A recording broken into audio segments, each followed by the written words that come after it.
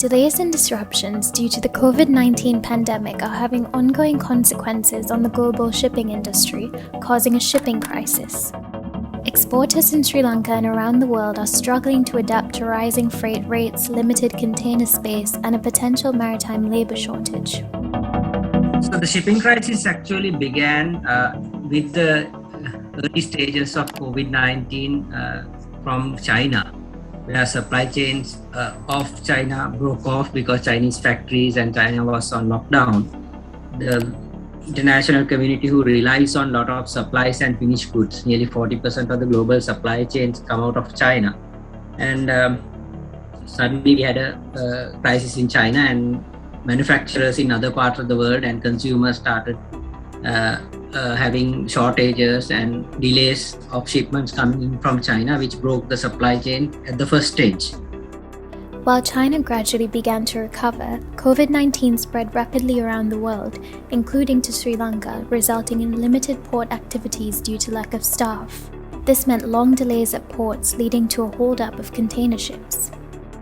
So each segment of the supply chain was affected by this COVID-19 pandemic.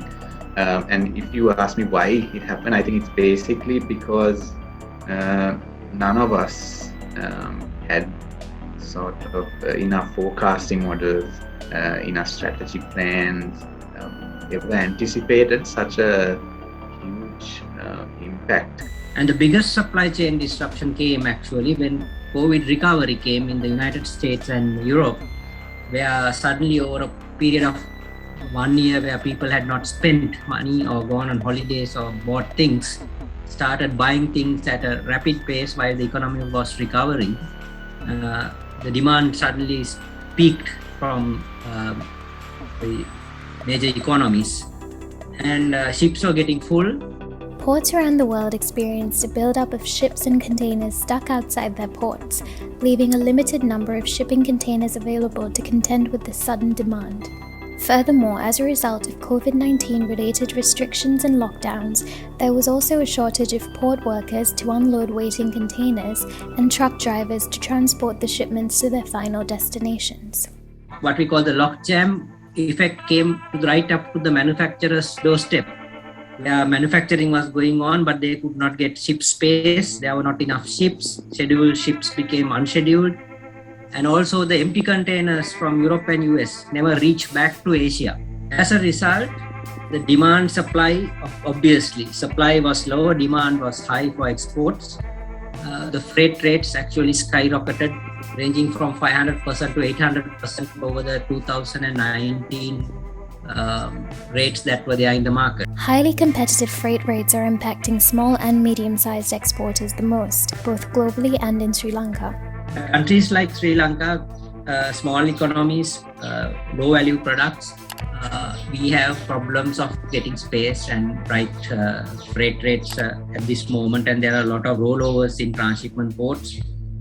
So it's a challenging time for the small and medium-sized exporters. So there is a threat for, in the longer run, if this continues, some of our products might lose out market access, and buyers may opt to buy from closer destinations where there are options of trucking and rail at a cheaper cost. Countries in Central Europe and Central Asia have benefited from the shift to ground transportation as a result of the shipping crisis. Turkey, for example, is becoming a center of consolidation for products transported by ground travel. This is, however, not an option for Sri Lanka, and neither is air freight, the rates of which are too high for the majority of Sri Lankan exports. COVID can affect market shifts in terms of product manufacturing and distribution. So this is the thing that we need to, unless we have unique products, we may have consequences of this freight hike and space hike if it continues for a considerable time. More recently, however, Sri Lanka has managed to benefit from a relatively swift national COVID-19 response, as well as maritime labour shortages and disruptions from nearby countries. From Sri Lanka's perspective, we are in the business of providing ship's crew to international ship owners. So we train and recruit Sri Lankan youth, and we employ them on board foreign ships.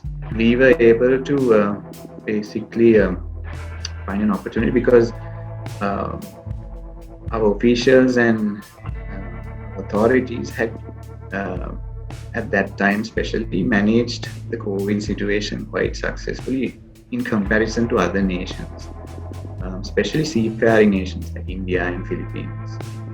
So what we saw was a lot of ship owners and managers were looking at replacing these nationalities with Sri Lankan. So there was an increase in demand. We initiated sort of a proposal and later we got the associations involved as well to make the port of Galle sort of a crew change hub in the region. In the meantime, Sri Lankan exporters can do little besides wait for increased shipping capacity and for world trade to stabilize post-COVID-19. You have to relook at your supply chains, plan your order cycles in a manner that you are ahead of the demand curve.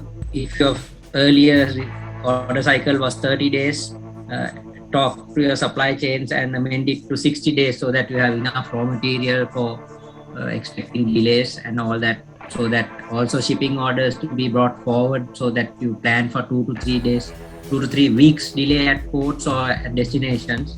And talking to the buyers, this has to be a platform where exporters and importers talk to their buyers and sellers, have to have a very good understanding. It's about customer relationships at this difficult time. So yes, absolute challenging time in the supply chain, and it may affect in the long run. We will have to see how next year looks.